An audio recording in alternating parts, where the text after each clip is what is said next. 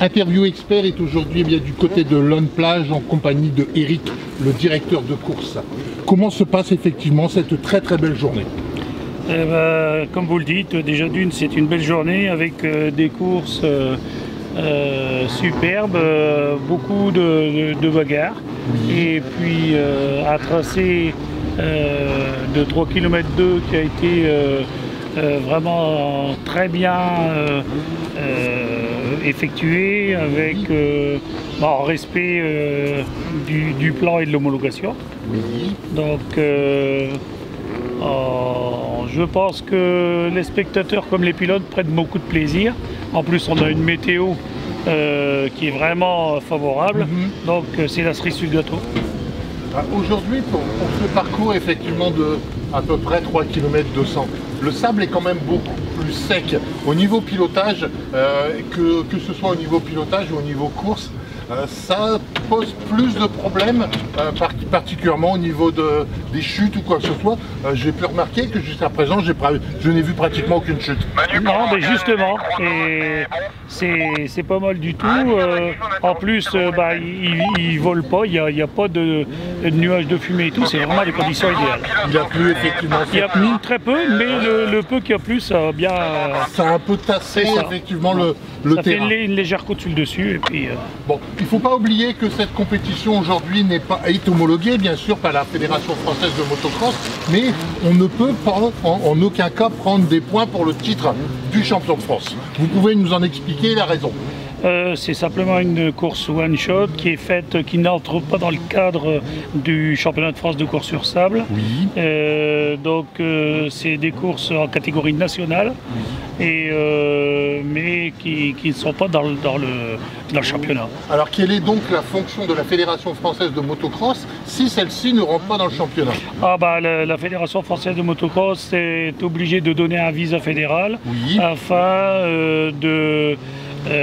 de contrôler si tout est fait justement par rapport aux règles techniques de sécurité de la fédération et pour que les pilotes puissent rouler de façon la plus sécuritaire possible. Cela veut dire systématiquement qu'avant une compétition comme ça, chaque pilote doit passer un contrôle technique? C'est ça pour la machine et puis le casque, le pare-pierre, donc regardez si tout est aux normes, si y a pas, et la machine, elle est contrôlée au niveau du freinage et d'autres poids de contrôle, le coup de batterie, tout ça, tout est... Le seul élément que j'ai vu qu'on ne prenait pas en compte, c'était le sonomètre par rapport à la puissance de décibels de la moto. Voilà, donc la question, enfin la réponse, elle va être aussi simple que la question. J'ai pas le matériel qui m'a été mis à disposition par la Ligue et donc je peux pas faire de contrôle sonométrique sans avoir l'appareil.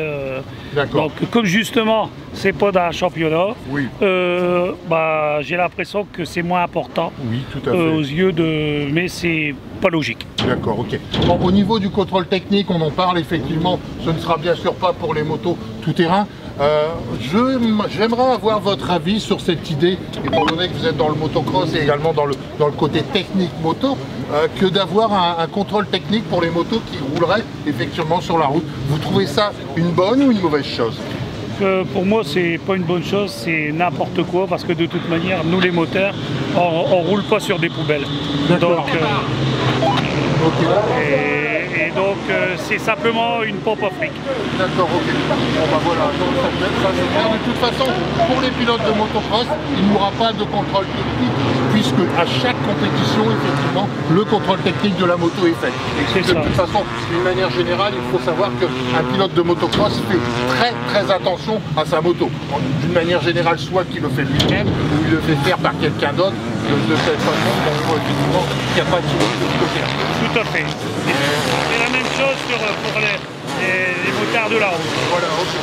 On va les laisser effectivement. Ils viennent de prendre le départ, c'est la catégorie vintage. Oui. Dans cette catégorie vintage, il y a combien de concurrents?